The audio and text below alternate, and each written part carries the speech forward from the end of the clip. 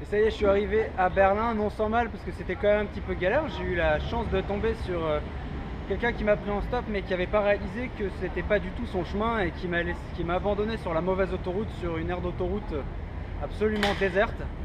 Donc j'ai perdu un petit peu de temps, mais j'ai fini par y arriver. Comme toute bonne visite de ville, je commence par une tour. Et la tour qui est derrière moi, c'est la tour de la télé berlinoise. Elle est assez célèbre. Elle fait plus de 300 mètres de haut. Et derrière moi, la porte de Brandebourg. Alors là, on est à Checkpoint Charlie et je suis avec mon pote Charles. Check.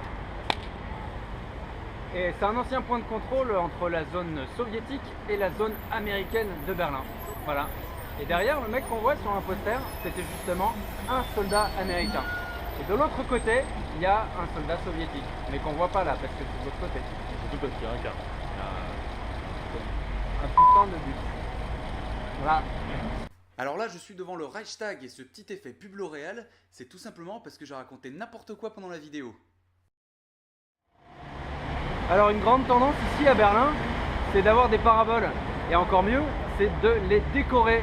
Alors on peut soit mettre une photo du caniche décédé ou encore la photo de l'oncle Fritz fier une fois qu'il a fini sa choucroute. C'est super tendance et je pense que pour les plus entrepreneurs d'entre vous, il y a une bonne idée de business à lancer en France. Salut. Alors là Salut. je suis avec Dédé et puis d'autres amis aussi.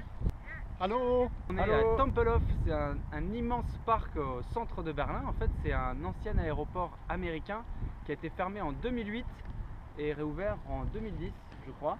Et maintenant, c'est un immense parc. Mais alors vraiment immense, c'est aussi grand que Central Park. Et c'est vraiment très beau. Je trouve qu'il y a une ambiance très bizarre ici. Ouais. Que c'est abandonné. Voilà, c'est complètement désaffecté. Et en fait, les habitants du quartier, ils ont fait pousser des légumes dans un coin. Et voilà, ils se partagent des petits jardins, ils font pousser leurs petits légumes. Et on va essayer de les trouver. Alors là, avec Dédé, on est devant une file d'attente. Et figurez-vous que cette file d'attente, elle est pour un kebab. C'est le fameux Mustafa Kebab. Ouais. Mustafa Gemüse Kebab. Ah pardon, Mustafa Gemüse Kebab. Gemüse, ça veut dire Légumes. légumes. Et il paraît que c'est le meilleur kebab de la ville. Il peut parfois y avoir des files d'attente de plus d'1 heure. Et ben moi personnellement, je ferai jamais la queue pour un kebab. Moi oui. Ah oui? Alors là j'ai vraiment beaucoup de chance parce que c'est encore la fête des lumières, donc il y a plein de bâtiments qui sont éclairés de toutes les couleurs comme celui qui est derrière nous là à l'instant. Et donc c'est vraiment très très joli, notamment la tour de la télévision, elle est éclairée de toutes les couleurs, de haut en bas, c'est super joli. Si vous avez l'occasion d'aller à Berlin à peu près à cette époque-ci, donc on est quoi début octobre. Début octobre, voilà, c'est la fête des lumières, donc profitez-en. Alors là, on est devant un des plus célèbres clubs de Berlin, c'est le fameux Berghain. Il a été noté en 2009 meilleur club du monde, c'est ça, hein, Charles? Exactement, c'est ça, ouais. Voilà.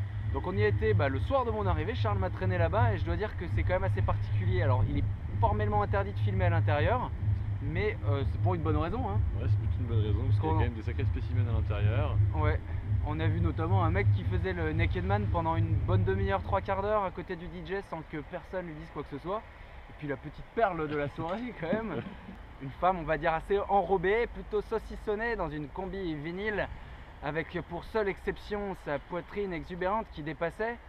Et puis elle avait un petit accessoire aussi, Charles. Ouais, un petit accessoire en plastique. Un petit accessoire en plastique et elle se frottait contre un mur. Elle était assez déchaînée et puis elle a fini par nous faire un beau grand écart, c'était assez spectaculaire. Voilà. Autant dire que c'est un remède à l'amour. Et oui. On se l'a dit, le son là-dedans c'est excellent. Et si vous passez à Berlin, vous devez aller au Berghain. Pour moi, Berlin c'est déjà fini. J'ai passé 3-4 jours vraiment super sympa. Je me suis bien marré avec Charles. Il faut savoir que Berlin c'est pas une ville super jolie. Il y a quand même quelques bâtiments anciens qui sont pas mal du tout, mais c'est plutôt, on va trouver beaucoup de gros immeubles un peu gris. Par contre, ce qui est super, c'est qu'il y a énormément d'espace. Les avenues sont super larges. On s'y sent bien en fait. On a un petit sentiment de liberté. Alors par contre, en 3-4 jours, j'ai pas vu grand chose. J'espère en tout cas vous avoir donné envie d'y aller et je recommande vivement d'aller y passer un petit peu de temps.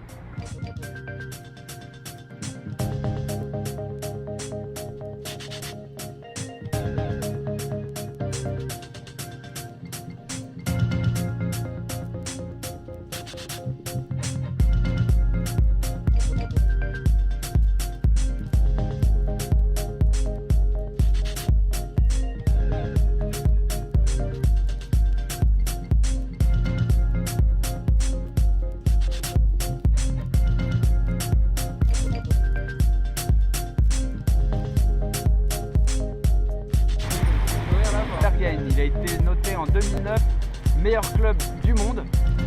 Ça, exactement, c'est Merci Charlie. derrière pour le bien. Et alors reviens, assume. J'assume toujours. Voilà, et donc ce club. Alors ici je suis à Checkpoint Charlie et je suis avec mon pote Charles. Check. Check, Charlie.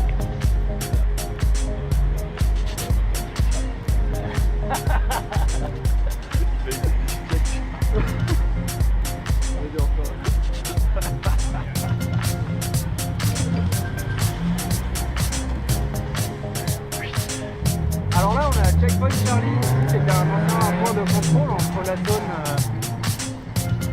Américaine et russe. Voilà.